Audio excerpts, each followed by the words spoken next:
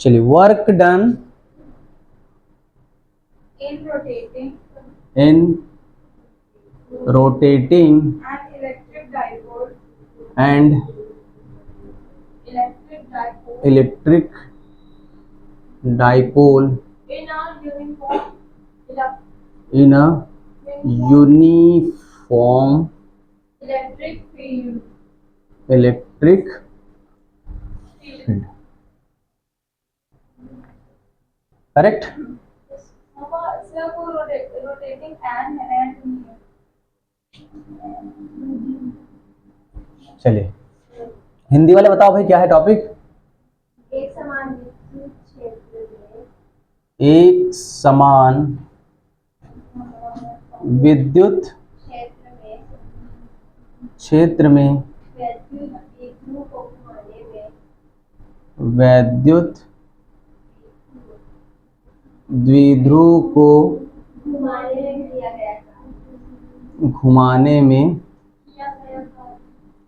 किया गया कार्य। चलो, this is the topic of today and this topic is very important. Both topic is very important. Each and every topic is very important for class 12th point of view. Okay.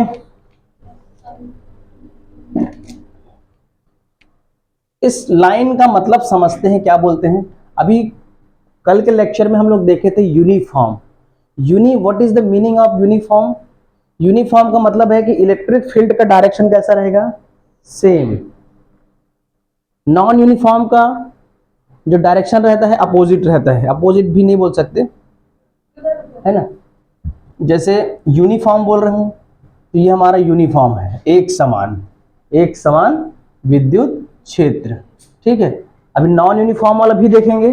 ठीक है, अभी इसका complete होने देते हैं, इस uniform वाला। Electric field इतना क्या बोलना चाहिए, बहुत ही शक्तिशाली आदमी है। कौन, इलेक्ट्रिक फील्ड। इलेक्ट्रिक फील्ड में कोई भी डाइपोल मोमेंट या डाइपोल को रखोगे तो वो क्या करेगा, इलेक्ट्रिक फील्ड के डायरेक्शन में लाने का खूब मेहनत करेगा, खूब प्रयास करेगा और अंततः वो ला के ही छोड़ता है। ठीक है, सपोज हम एक डाइपोल लिए प्लस क्यू और माइनस क्यू। ठीक है, इसके बीच का डिस्टेंस क्या हो गया, 2 है। एक समान विद्युत क्षेत्र मतलब समझ गए, लाइंस सेम होगा। वैद्युत द्विध्रुव ये जो लिए हैं, घुमाने में किया गया कार्य। ठीक है, अब घुमाने में किया गया कार्य, अभी आदिवासी संग्रहालय गए थे, घुमाने में किया गया कार्य। तो अब घुमाएगा कौन, इसके बीच का एंगल कौन है, थीटा। या तो इधर जो फोर्स लगेगा, ठीक है, इधर जो फोर्स लगेगा, यहां बना रहा हूं प्लस क्यू ई, इधर जो फोर्स लगेगा माइनस क्यू ई। लेकिन नेट फोर्स की बात करेंगे, नेट फोर्स, तो नेट फोर्स क्या हो जाएगा, plus q E minus Q E. The net force is what, 0। ठीक है, टॉर्क तो एप्लीकेबल होगा। टॉर्क एप्लीकेबल कैसे, बल युग्म लगेगा, बल युग्म, यानी टॉर्क कपल चार्ज का फॉर्म आएगा। बल युग्म कैसे, कल सीसॉ का एग्जांपल बताया था। ठीक है, जब बोथ साइड इस टाइप से फोर्स लगता है तो वो क्या लगता है, बल युग्म। बल युग्म का मतलब है कि दोनों साइड अपना अपना बल लगाएगा। जैसे एक साइड आप बैठे हो, दूसरे साइड कोई दूसरा बैठा है, तो पैर को ऊपर करेगा तो ऊपर जाएगा, उधर नीचे करेगा तो नीचे जाएगा। सेंटर पे क्या होता है, एक यूनिट वेक्टर। तो यहां पर बोलने का मतलब है जब हमारा फोर्स लग रहा है तो टॉर्क भी क्या हो जाएगा, एप्लीकेबल। यहां तक ठीक है। आज का हमारा टॉपिक है, या तो ये इसको ऐसे घुमाएगा, ठीक है, या तो ये इसको ऐसे घुमाएगा। समझ आया। या तो क्या करेगा, इस डायरेक्शन में इधर आने का प्रयास करेगा और ये ऊपर जाने का प्रयास करेगा, तभी तो कहाँ आएगा, एक समान विद्युत क्षेत्र में। भाई इस डाइपोल को ही हम क्या कर रहे हैं, इस डाइपोल को यूनिफॉर्म बना रहे हैं, एक समान विद्युत क्षेत्र में लाने का प्रयास कर रहे हैं। और एक समान विद्युत क्षेत्र है ना यूनिफॉर्म फील्ड में लाने में जितना हमको वर्क करना है उसी को हमको आज निकालना है। करेक्ट है, करेक्ट है। कैसे निकलेगा? इसके बीच में क्या लग रहा है? फोर्स लग रहा है। फोर्स हम जानते हैं प्लस क्यू चार्ज के कारण F is equal to what? Plus q E. Q क्यों? इस प्लस क्यू के कारण, ई क्यों? इस इलेक्ट्रिक फील्ड के डायरेक्शन के according. We already know the direction of electric field is positive to negative, but we also know the direction of electric dipole moment is what? Minus to plus, minus to plus. This is well known. Okay, continue. Here we start from the previous equation. We know that tau is equal to what? P E sin theta. This is the form of scalar. ये scalar form है, yes और no? And tau is equal to p cross E, this one is vector. Correct. चलिए हमको क्या निकालना है? Work done. Small amount, d W क्यों लिखा मैं? कि स्मॉल अमाउंट में वर्क हम निकालेंगे। भाई पूरे में थोड़ी वर्क हो रहे हैं, अभी स्मॉल अमाउंट में हो रहा है, छोटा वर्क देख रहे हैं। तो डी डब्ल्यू, तो वर्क इज इक्वल टू, हम जानते हैं formula, work is equal to what? Force into force into force into displacement. तो यहां पर हमारा फोर्स क्या है? टाउ।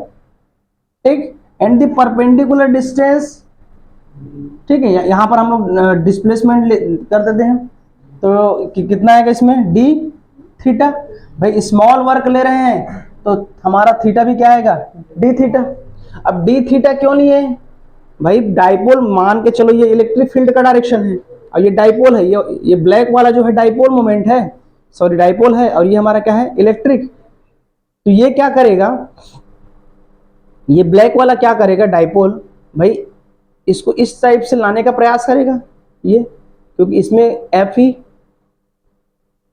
क्यू ई इधर प्लस के कारण और इधर माइनस के कारण, तो इधर फोर्स लगाएगा और माइनस क्यू इस साइड लगाएगा। कहीं ना कहीं वो इलेक्ट्रिक फील्ड के डायरेक्शन में आने का प्रयास करेगा इस टाइप से, है ना? तो हमको वर्क निकालना है कि भाई इस ऐसे स्थिति में था और ऐसे आने में इसको कितना वर्क करना पड़ा। तो ये ऐसे से इस स्थिति में आएंगे तो थीटा भी चेंज होगा। स्मॉल वर्क में हो रहा है तो स्मॉल एंगल ही डिस्प्लेस होगा। तो यहां पर क्या हो जाएगा? डिस्प्लेस कितना हुआ? D theta. ठीक। हम partial derivatives partial previous class में पढ़ चुके हैं, क्लास 11th में पार्शियल डेरिवेटिव्स। तो d W is equal to what is the value of tau p E sine theta into d theta. यहां तक क्लियर है? D W is equal to p E sine theta d theta. Small work किए, अब हम चाह रहे हैं कि पूरे में वर्क करें। तो जब कंप्लीट निकालते हैं तो इसके लिए या तो समेशन लगाओ या तो इंटीग्रेशन लगाओ। तो इंटीग्रेशन इधर लगाऊंगा तो क्या हो जाएगा? डी हट जाएगा, डब्ल्यू रहेगा। ठीक। अच्छा, इसकी लिमिट कहां से हो जाएगा? थीटा लिमिट कहां से हो जाएगा? Theta 1 to theta 2। ठीक है, थीटा 1 से स्टार्ट करेंगे और थीटा 2 पे आएगा। जब भी हम डिस्प्लेसमेंट निकालते हैं तो क्लास 11th में मैं स्टार्ट किया था x1, x2, x3। डिस्प्लेसमेंट का डेफिनेशन ये भी बोला था कि वस्तु की अंतिम स्थिति, प्रारंभिक स्थिति और अंतिम स्थिति के बीच की न्यूनतम दूरी को ही क्या बोलते हैं? विस्थापन कहा जाता है। The distance between what initial and final value के बीच का जो हमारा मिनिमम डिस्टेंस होता है वही क्या कहलाता है? डिस्प्लेसमेंट। तो इसका लिमिट हमको मिल गया Q1 से कहाँ जाना है? Q2। ठीक। यहां पर मैं रख रहा हूं W इज इक्वल टू, ध्यान से देखिएगा, लिमिट लगा रहा हूं, Q1 से स्टार्ट कर रहा हूं, कहां तक जाऊंगा मैं, सॉरी Q नहीं, θ1 से θ2, तो इसका वैल्यू क्या हो जाएगा, PE sine theta into d theta, correct है यहां तक। W इज इक्वल टू, है ना, क्या हो जाएगा, PE तो कांस्टेंट टर्म है, बाहर आ जाएगा। अच्छा, साइन थीटा की वैल्यू क्या होती है, माइनस कॉस थीटा 1 से कहां जाना है।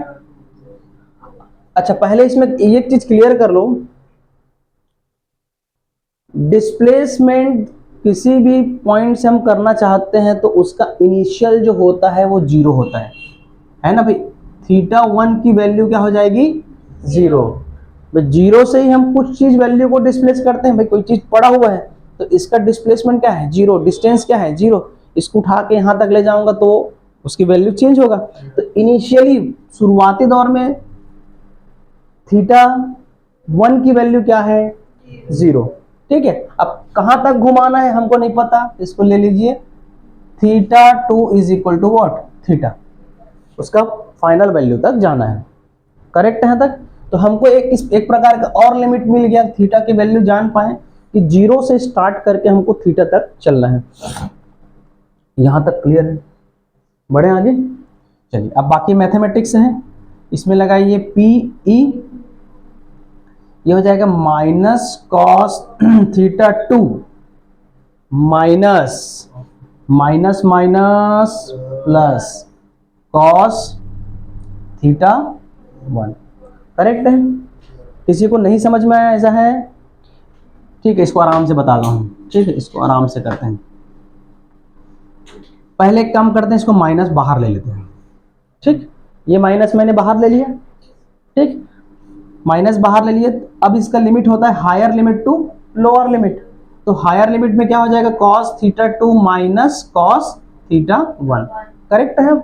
माइनस साइन में पहले से कॉमन ले लिया। W is equal to minus PE, अब क्या करेंगे, लिमिट लगाओ, लिमिट हमको क्या लगाना है, θ1 की वैल्यू क्या रखना है, जीरो, और θ2 की वैल्यू थीटा रखना है। तो cos theta minus cos zero, correct. तो ये क्या हो जाएगा हमारा, minus PE cos theta minus cos zero की वैल्यू, यहां तक सही है। अब माइनस साइन को मल्टीप्लाई कीजिए, माइनस साइन को मल्टीप्लाई कीजिए, क्या आ जाएगा हमारा, PE 1 माइनस कॉस थीटा, ये आ गया हमारा इसका वर्क, ठीक। वैद्युत द्विध्रुव को घुमाने में किया गया कार्य क्या निकल गया हमारा, PE 1 माइनस कॉस थीटा, यही आया, ठीक है। यहां पर भी आप कंडीशन लगा सकते हो, ठीक है, यहां तक किसी को कोई दिक्कत, बन जाएगा। इसके आगे का जो टॉपिक है, इसके आगे का जो टॉपिक है उसमें सेम काम यही करना रहता है, इसमें हमको निकालना है आगे, यहीं पर मैं बता दे रहा हूं।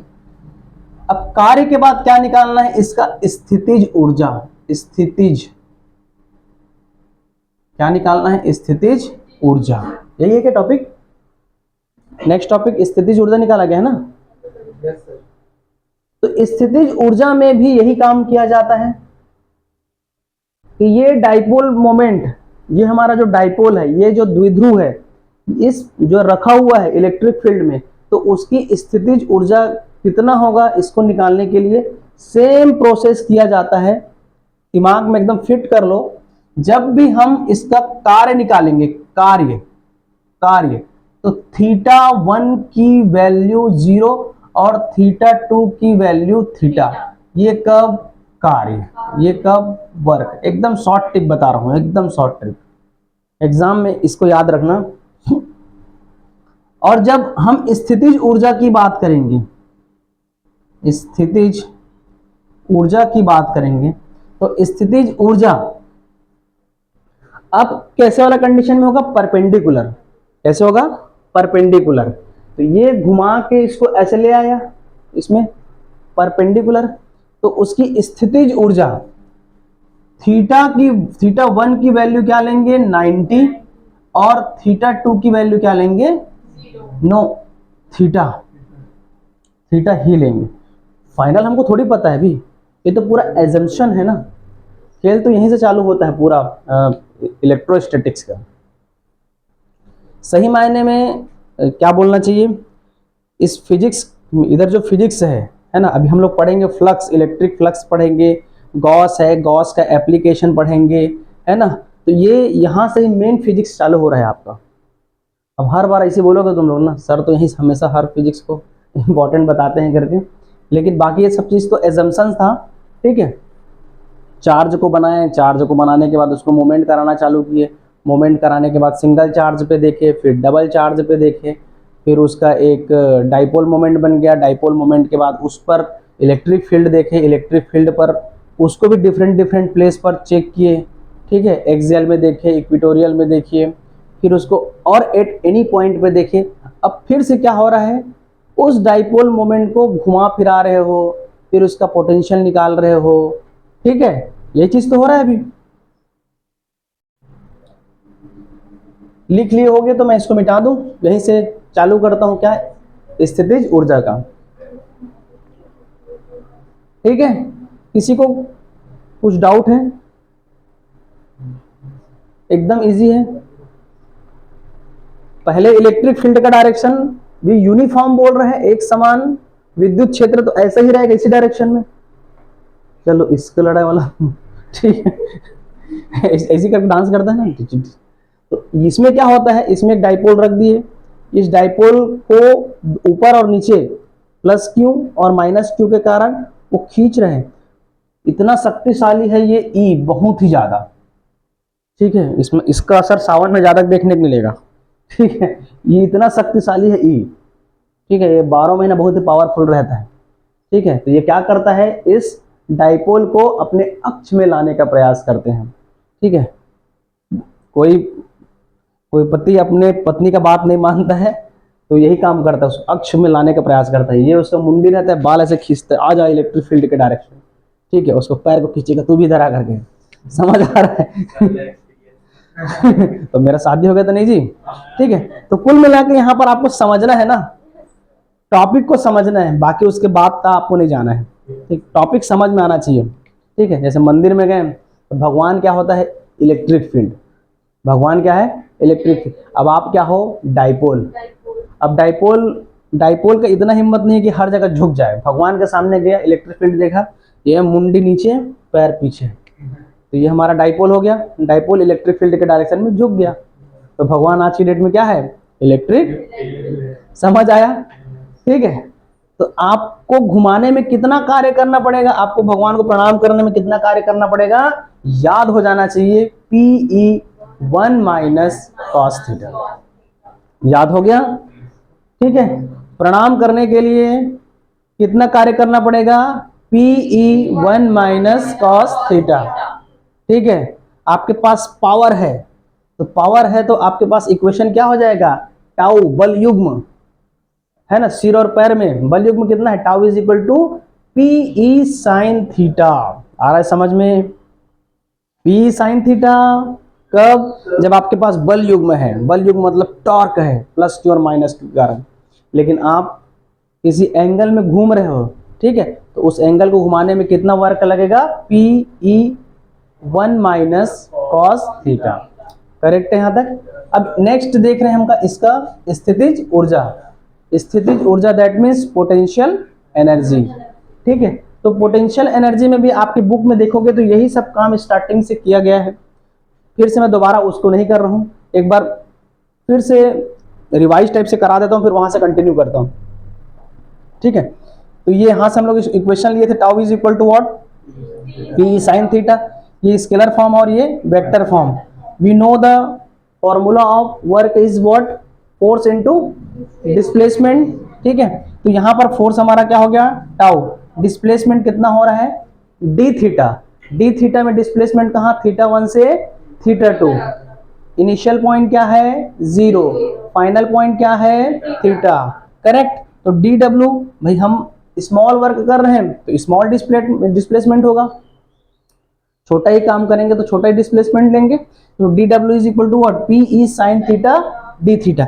जहां इस टाइप से डी थीटा आता है तो कहीं ना कहीं हमारा इंटीग्रेशन का जो फॉर्मूला है वो लगाने को हम लोग आ ही जाते हैं, ठीक है। यदि डी एक्स होता है, एक होता डी बाई डी एक्स है, तो हम क्या लगाएंगे, डिफरेंशिएशन, ठीक है। तो ये क्या हो जाएगा, एक स्मॉल पार्ट के लिए है, अब पूरे सरफेस के लिए निकालोगे तो क्या हो जाएगा, W is equal to theta 1 से theta 2 p E sine theta into d theta, ठीक। इसको ऐसे भी कर सकते हो, ये जब इंटीग्रेशन होता है ये और ये क्या होता है, कट जाता है, क्या बचता है डब्ल्यू, ठीक। तो W is equal to p, constant term है बाहर ले लिए। अब साइन थीटा का इंटीग्रेशन समाकलन क्या होता है, माइनस कॉस, साइन का माइनस कॉस, कॉस का साइन, और लेकिन डिफरेंशिएशन में साइन का कॉस, कॉस का आ रहा है समझ में। चलिए ये माइनस साइन को क्या ले लिए, कॉमन, कॉस थीटा 2 से थीटा 1 आना है, क्योंकि ये हायर लिमिट है और ये लोअर लिमिट है। हमेशा इसका जब हम लोग लिमिट पढ़ते हैं तो हायर लिमिट को पहले रखा जाता है, फिर लोअर लिमिट को रखा जाता है। तो cos theta 2 minus cos theta 1, हम जानते हैं इसका लिमिट थीटा 1 कितना है, स्टार्टिंग पॉइंट क्या था हमारा 0, फाइनल पॉइंट क्या था हमारा थीटा। तो cos theta minus cos 0, cos theta as it is रहेगा, कॉस 0 की वैल्यू 1, तो माइनस साइन पहले से है, अब माइनस का मल्टीप्लीकेशन करूंगा तो ये माइनस हो जाएगा और ये प्लस हो जाएगा, इसलिए 1 को पहले रखा हूं और फिर माइनस कॉस। तो यही हमारा किसके लिए है, एक समान विद्युत क्षेत्र में वैद्युत द्विध्रुव को घुमाने में किया गया कार्य W is equal to p E 1 minus cos theta. अब चलते हैं हमारे इसी में स्थितिज ऊर्जा में, ठीक है, पोटेंशियल एनर्जी। ये सब काम वहां पर भी करना है। ये क्या हो जाएगा हमारा, क्या निकाले थे अभी, W is equal to p E 1 minus cos theta, ये तो उसके लिए था, इसके जस्ट ऊपर जाएंगे तो W is equal to p E cos theta 2 minus cos theta 1, यही था, लेकिन सामने में क्या था, साइन माइनस, यही था हमारा प्रीवियस। चलिए यहीं से कंटिन्यू करते हैं, हमारे पोटेंशियल के लिए क्या हो जाएगा, पोटेंशियल एनर्जी, ठीक, स्थितिज ऊर्जा, यही है ना अपना नेक्स्ट टॉपिक। तो इसमें क्या करेंगे, थीटा 1 की value pi by 2, pi by 2 मतलब 90, theta 2 that means theta. Now put this value on this equation. W is equal to minus PE cos theta 2. That means cos theta minus cos theta 1. Cos theta 1 that is 90. Correct है? Minus PE cos theta minus cos 90, खत्म कहानी, 0, ठीक है। cos 90 क्या होता है 0, तो ये हमको क्या मिल गया जी, ठीक तो है, माइनस पीई कॉस थीटा, तो हमको क्या मिल गया है, इधर क्या साइन है यू ले लिए, पोटेंशियल, ठीक है। तो ये इसके लिए इक्वेशन आ गया हमारा पोटेंशियल के लिए, तो माइनस पीई कॉस थीटा, यही आया है माइनस पीई कॉस थीटा। इसमें भी हमारा कंडीशन हो सकता है, क्या कंडीशन हो सकता है, थीटा की वैल्यू है ना भाई, इसमें पोटेंशियल में हम देखेंगे पैरेलल में कितना पोटेंशियल होगा, परपेंडिकुलर में कितना पोटेंशियल होगा, 180 पे कितना होगा और 360 पे कितना होगा। तो हम दो ही कंडीशन निकाल रहे हैं यहाँ पर, एक तो थीटा की वैल्यू 0 पे और एक तो थीटा की वैल्यू 90 पे। करेक्ट है। तो फर्स्ट वाला कंडीशन देख रहे हैं, थीटा की वैल्यू इसमें रखो 90, सॉरी 0 रखो पहले। तो u is equal to minus p E cos 0। इस वाली इक्वेशन में हम देखें कि डाइपोल इलेक्ट्रिक फील्ड के डायरेक्शन में रहेगा तो एंगल कितना बनेगा 0। तो उस कंडीशन में हमारा पोटेंशियल एनर्जी कितना होगा यही फाइंड आउट कर रहे हैं। नहीं समझ पाए, ये हमारा इलेक्ट्रिक फील्ड का डायरेक्शन है। ठीक है, अब ये है हमारा माइनस क्यू और ये हमारा प्लस क्यू। ये कैसे आ जाएगा, इसके बीच का एंगल क्या है थीटा, दोनों के बीच का एंगल कितना होगा 0 होगा। मतलब डाइपोल को क्या करेगा, इलेक्ट्रिक फील्ड के डायरेक्शन में खींच लेगा। उस समय उसकी पोटेंशियल कितना होगा, तो cos 0 की वैल्यू कितना होता है, कितना होता है, तो minus p E, this one is the maximum. ठीक है, मैक्सिमम होगा कि मिनिमम होगा,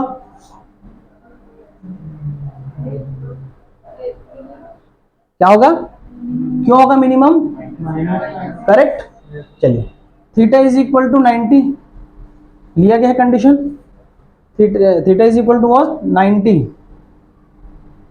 तो ये क्या हो जाएगी, u is equal to minus p E cos 90। यहां पर तो खत्म कहानी, कॉस 90 कितना होता है 0। तो हमारा पोटेंशियल एनर्जी क्या हो जाएगा, कंप्लीट 0। तो मैक्सिमम कहां पास होगा, फिर चेक करेंगे। अब लेंगे theta is equal to what 180, theta is equal to 180। तो u is equal to what minus p E cos 180। कितना होता है कॉस 180, कितना होता है। अब वो घड़ी आ गई है जहां तक हमको इक्वेशन निकालना था, P E cos 180 -1 -1 minus plus. तो यहां पर हमारा पोटेंशियल कब, जब अपोजिट डायरेक्शन में होगा। ठीक है, ये इलेक्ट्रिक फील्ड का डायरेक्शन और ये डाइपोल का डायरेक्शन। तो उस कंडीशन में हमारा क्या हो जाएगा, u is equal to p. समझ पाए दिव्या। अरे कैमरा में इसको बर्थडे नहीं बोले हैं, चलो हैप्पी बर्थडे साहिल। ठीक है, अपलोड होगा कि नहीं होगा नहीं जाता मैं। चलिए आगे बढ़े, आगे बढ़े, लिखना थोड़ी है, हो गया ना, मिटा दो। चलिए अब देखते हैं नेक्स्ट टॉपिक। अब ये घुमाने फिराने वाला काम खत्म यहां तक, ठीक है। अब हम लोग चलेंगे नए सीरीज की ओर।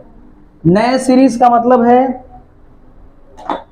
अब इधर का जो क्वेश्चन आएगा वो सबसे ज्यादा इंपॉर्टेंट है। यहां से हर साल क्वेश्चन फंसता है। एक तो अक्षय और निरक्षीय स्थिति एक सॉलिड हो गया। एट एनी पॉइंट में जो हमारा क्या निकाले हैं, √1/4πε0 √3 cos स्क्वायर थीटा -1। ठीक है, एक बार 0 रखोगे तो क्या आएगा, cos 0 की वैल्यू 1। तो वो किसके लिए कंडीशन आएगा, अक्षीय स्थिति के लिए, एक्सियल के लिए। समझ पा रहे हो मैं क्या बोला, मैंने क्या कहा कि जो हमारा इक्वेशन आया है 1/4πε0 √3 cos स्क्वायर थीटा +1। ठीक है, होमवर्क दिया था आप लोग नहीं करके आए थे। तो थीटा इज इक्वल टू, यदि हम 0 रखेंगे तो क्या आना चाहिए, एक्सियल का आना चाहिए। क्या आना चाहिए, एक्सियल का, यानी अक्षीय का आना चाहिए। देखते हैं आता है कि नहीं। हाँ पी, ये पी लिखो। ठीक है, तो 1/4πε0, ठीक। और आर वाला भी भूल गए जी, ये 1/4πε0 p/r³। अब इसमें रखो 3 cos स्क्वायर थीटा की वैल्यू 0 +1। cos 0 की वैल्यू 1 और 3 और 1 4, 4 अंडर रूट बाहर आएगा तो कितना, खत्म कहानी। तो हमको किसका मिल गया, अक्षी का। ठीक है, इसी प्रकार यदि आप निरक्षी में करेंगे है ना, तो उसमें क्या हो जाएगा 90, 90 क्यों लेते हैं जी, हाँ ये यहां पास था हमारा, ठीक है, और पॉइंट कहां पास था, यहां पर। ठीक है, तो ये क्या हमारा परपेंडिकुलर का केस था। उस वाले केस में क्या था, इसी एक्सिस में यहां पर एक पॉइंट था। सब चीज को एकदम क्लियर रखना भाई। अक्षी में ये बनाए थे -q + q, यहां पर एक पॉइंट था, यहां पर हमको intensity of electric field find out करना था। निरक्षी में क्या करेंगे, निरक्षी में ऐसा पॉइंट लिए -q और +q। अब पॉइंट कहाँ रहेगा, इसके परपेंडिकुलर, यानी पॉइंट P कहाँ रहेगा, तो परपेंडिकुलर में कितने का एंगल बन रहा है, ये सीधा सीधा है तो कितने का बन रहा है, 0. सीधा से काम है, ज़्यादा रटने वाली कोई बात नहीं है। तो यहाँ पर रखिए क्या हो जाएगा 1/4 πε 0 p/r³ under root 3 cos square 90 + 1। अब 90 तो कितना होता है 0, अब इसमें कुछ भी करो ये तो क्या आ जाएगा 1, ये तो खत्म कहानी, केवल उतना ही आएगा। तो ये किसके लिए कंडीशन निकल गया, निरक्षी के लिए। ठीक, इक्वेटोरियल, समझ आया। यहां तक एक अलग सीरीज चल रहा था, अभी हम लोग देखेंगे नेक्स्ट टॉपिक एरिया वेक्टर। क्या है, एरिया वेक्टर। एरिया वेक्टर जो टॉपिक आता है वो इलेक्ट्रिक फ्लक्स का टॉपिक है। किसका होता है, इलेक्ट्रिक फ्लक्स, जोरदार टॉपिक है इलेक्ट्रिक फ्लक्स। 2 नंबर का मोस्ट इंपॉर्टेंट क्वेश्चन है, व्हाट इज इलेक्ट्रिक फ्लक्स।